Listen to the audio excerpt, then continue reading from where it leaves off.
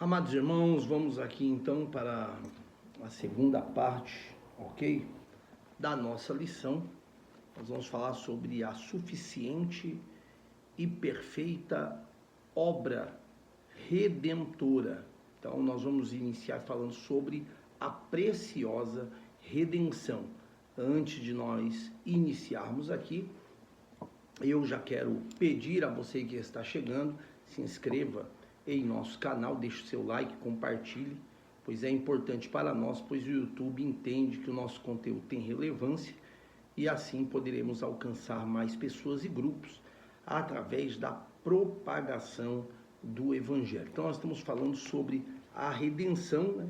E agora, nesse segundo tópico, vamos falar sobre a suficiente e perfeita obra redentora. No comentário do bispo Abner Ferreira, ele diz que a obra redentora consumada por Jesus Cristo não foi um plano de última hora, pois a Bíblia menciona, como nós já falamos na primeira parte, antes da fundação do mundo. Desde a fundação do mundo, ao falar sobre os aspectos que estão conectados ao plano divino da redenção. Assim podemos atestar que a consumação desta obra é um testemunho da provisão divina de salvação e da manifestação das riquezas da benignidade de Deus para conosco. Glória, pois, a Ele. Então nós entendemos que a obra da redenção, ela foi uma obra, como ele diz aqui no tópico 2.1, preciosa. Ela foi toda projetada, planejada. Nada foi feito de última hora. Deus, ele já estabeleceu propósitos, caso o homem ele se perdesse em meio ao caminho. Então nós entendemos com isto que a redenção, ela se aprofunda na libertação do pecado através do sacrifício perfeito de Cristo Jesus, trazendo o homem a uma vida de comunhão com Deus, através, como já dissemos, da fé, do arrependimento, perseverança, oferecendo vida ao homem espiritual, restauração e também dignidade e a esperança na alma. Pastor Dilmo dos Santos, ele deixa-nos aqui um comentário acerca disso e ele diz: a ressurreição de Cristo não foi simplesmente um retorno da morte, à semelhança daquela experimentada por outros antes dele, como Lázaro. Evangelho de João, capítulo 11, do versículo 1 ao 44. Porque senão Jesus teria submetido à fraqueza, ao envelhecimento e por fim teria morrido outra vez. Exatamente como todos os outros seres humanos morrem. Em vez disso, quando ressurgiu dos mortos, Jesus se tornou as primícias, né? Como está lá em 1 Coríntios, capítulo 15, do versículos 20 ao 23. Então, quando nós olhamos para isso, nós entendemos pela teologia do apóstolo Paulo que se Cristo ele não tivesse ressuscitado dos mortos, em vão seria a nossa fé. Então, a esperança da nossa fé, ela está ligada em que Cristo, ele morreu, mas ele ressuscitou dentre os mortos, se tornando a primícia daqueles que dormem. Por quê? Nós entendemos que Jesus, ele ressuscitou inúmeras pessoas, entre eles, dos quais nós mais falamos, Lázaro, como também a filha de Jairo, e como também, né, o filho da viúva de Naim. Porém, todos eles, por mais que a Bíblia não vai dizer com quantos anos morreu o filho da viúva de Naim, com quantos anos morreu a filha de Jairo, né, e eu digo depois de terem sido ressuscitadas pelo Senhor Jesus, a Bíblia não vai dizer com quantos anos Lázaro ele morreu após ser ressuscitado pelo Senhor Jesus. Mas uma grande verdade tanto estes como outros, eles morreram novamente. Mas o Senhor Jesus, ele venceu, a Bíblia fala-nos, a morte. Ele desceu à parte mais baixa do inferno, ele pregou aos espíritos em prisão, pisou na cabeça da serpente para se cumprir o que foi falado pelo próprio Deus, né? Em Gênesis 3,15, e ele pisa na cabeça de Satanás e ele diz: todo poder me é dado nos céus, na terra e debaixo da terra também. Então, todo o poder foi dado a Cristo. Ele ressuscitou dentre os mortos. A morte não teve força, a morte não teve poder, não teve domínio sobre Cristo. E ele, depois disso, apareceu ressurreto e foi levado assunto ao céu por obra divina. Então, nós entendemos que a obra da redenção, primeiro, ela é uma obra preciosa. Depois nós vamos entender aqui, no tópico 2, item de número 2, que o nosso Redentor, ele vive. Então, isso faz entender sobre a obra redentora. Lá em Gálatas, capítulo 1, versículo 4, está escrito que o qual se deu a si mesmo por nossos pecados, referindo-se a Cristo, pois está no versículo de número 3, para nos livrar do presente século mau, segundo a vontade de Deus, o nosso Pai. Então, o sacrifício de Cristo, ele veio com este intuito de nos livrar tanto do pecado como do presente século mau. Nos livrar do pecado e de vivermos uma vida segundo os padrões deste mundo e passarmos a viver segundo a vontade de Deus. É por isso que o bispo Abner Ferreira, só que no tópico 2.2, ele diz, a Bíblia aponta, né, a morte e ressurreição de Jesus como sua obra de redenção. Vamos mais aqui.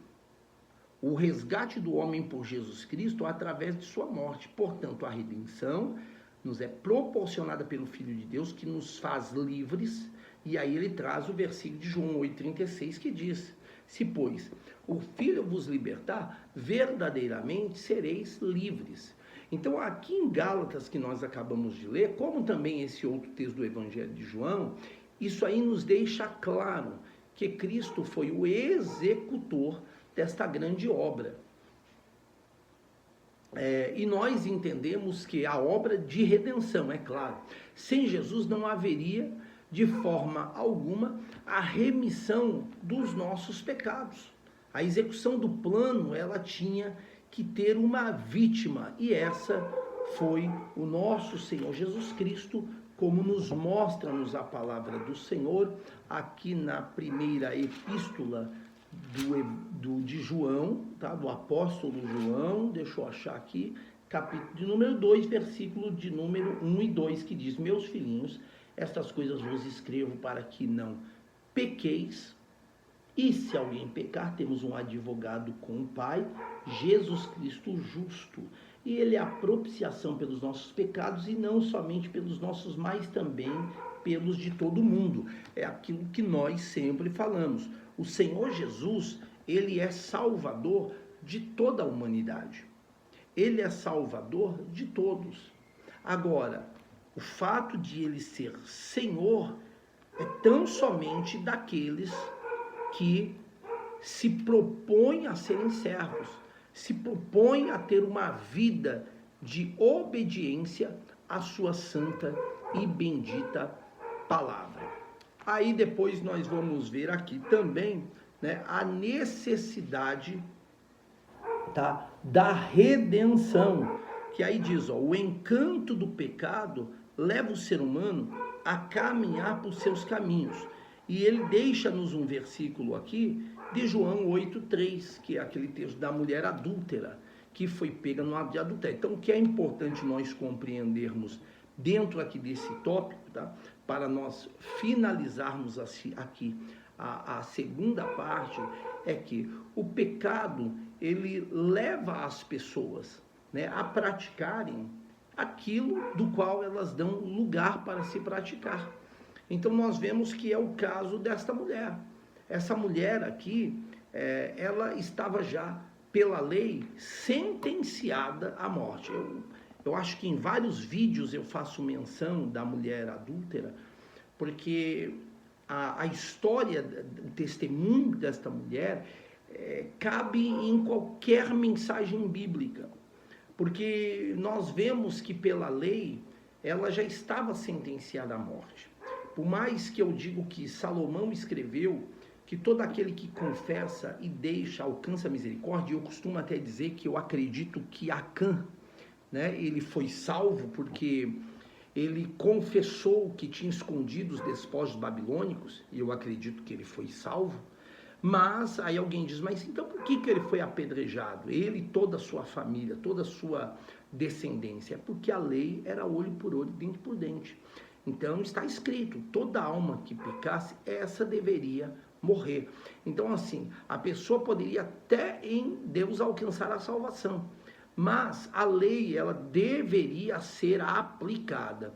E aí quando nós trazemos isto para o Evangelho de João capítulo 8, nos dias de Jesus, porque nós precisamos entender que Jesus, ele viveu o tempo da lei, ele não viveu o tempo da graça, ele viveu o tempo da lei. Ele, na verdade, ele veio manifestar a graça sobre nós, que, é claro, após a sua ressurreição, ela foi vivenciada pelos discípulos e por todos que se aproximaram do Evangelho. Então nós precisamos entender isso, que quando a gente lê Mateus, Marcos, Lucas e João, ali é um período ainda, na minha humilde opinião, pelo que nós vemos, de lei. É um período de lei, não é um período de graça, é um período de manifestação de graça, mas era um período de lei, porque Jesus ele veio cumprir a lei. Aí sim, quando Jesus ele é assunto ao céu, os discípulos se reúnem no cenáculo, o Espírito Santo ele desce com poder sobre eles, capacitando-os, fortalecendo-os, trazendo à memória tudo o que Cristo os ensinou. Aí nós começamos a ver a manifestação, né, plena da graça de Deus sobre o homem. Por isso, aquela mulher, a mulher adúltera, segundo a lei, ela iria ser apedrejada. Mas nós encontramos o quê? Pela primeira vez, a manifestação do quê? Da graça de Deus. Nós vemos Cristo trazendo a manifestação, mostrando por que ele veio, cumprir a lei e trazer um novo tempo para a humanidade. Então ele diz, quem não tiver nenhum pecado, que atire a primeira pedra. Todos foram embora, Jesus olhou para ela e disse, olha, eu também não te condeno, mas não peques mais. Então vamos lá, só para a gente ver lermos aqui um comentário do Bispo Abner, tá? No texto aqui do professor, diz assim, por que necessitamos tão urgente de salvação? Porque a Bíblia nos ensina que o homem sem Deus está perdido. Por esse motivo, ele precisa ser resgatado. Não há um ser humano que possa resgatar outros. Os recursos humanos, tais quais boas obras, dinheiro, boas intenções, são insuficientes para a salvação. Mas Cristo Jesus se deu a si mesmo por nós para nos remir. A palavra remir indica resgatar, livrar, usada no sentido de comprar. Fomos comprados e libertados da escravidão do pecado. Antes éramos escravos do pecado e agora devemos viver como servos de Cristo. Ou seja, vivendo em abnegação, renúncia e obediência à palavra de Deus. E assim nós terminamos a segunda parte desta lição. Deus abençoe.